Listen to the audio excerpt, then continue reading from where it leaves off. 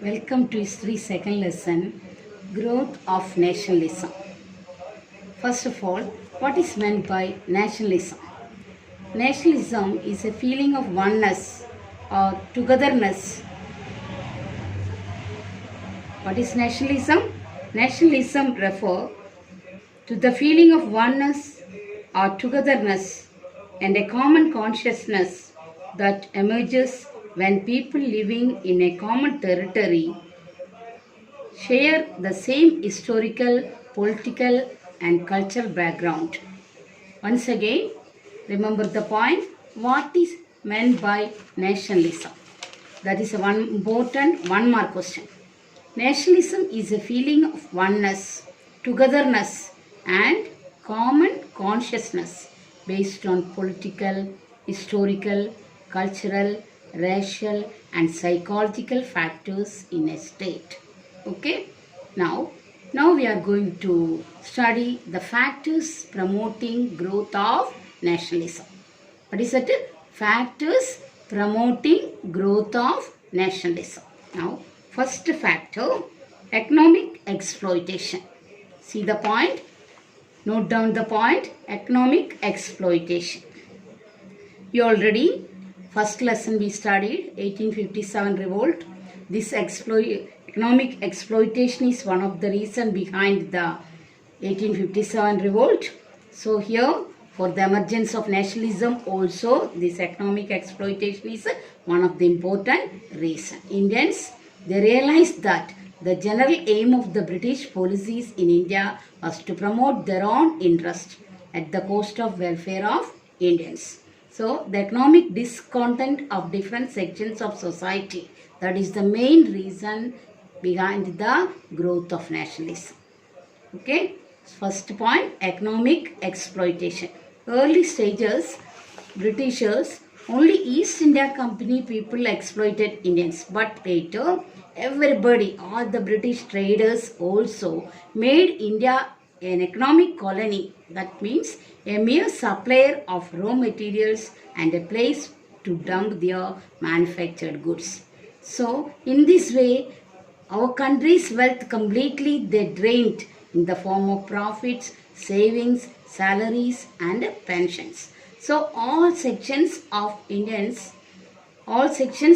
society felt that the effect of the economic exploitation by the British and realized that they should take something drastic step to correct this situation.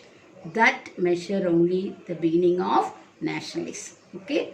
So first point here, the peasants. Peasants means what? Farmers. Mainly the farmers only the main victims of British colonial policies. Government took away large part of their products in the form of land revenue and other taxes. And also they forced them to cultivate only commercial crops. And whatever the commercial crops they cultivated, that they have taken and they sold it and they got the profit. And all the raw materials, these commercial crops, raw material they have taken for their industries also.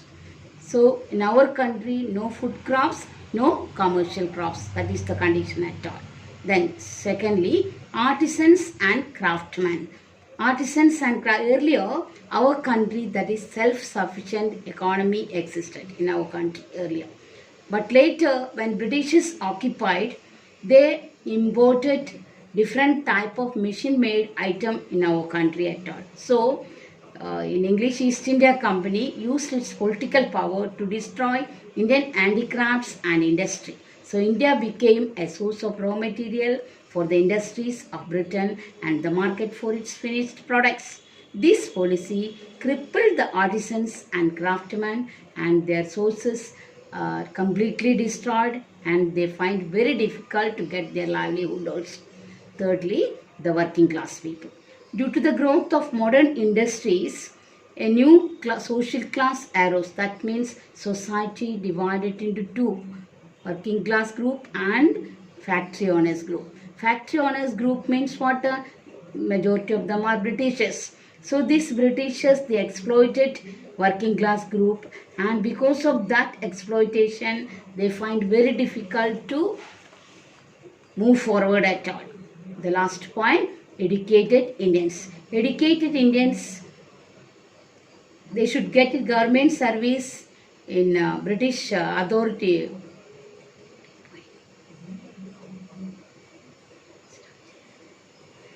The educated Indians, last point, the educated Indians, the only employment available to the educated Indians was government service, in which competition was very high and chance of promotion also very less at all. So they had hoped that British capitalism would help to develop India's productive forces as it had done for Britain.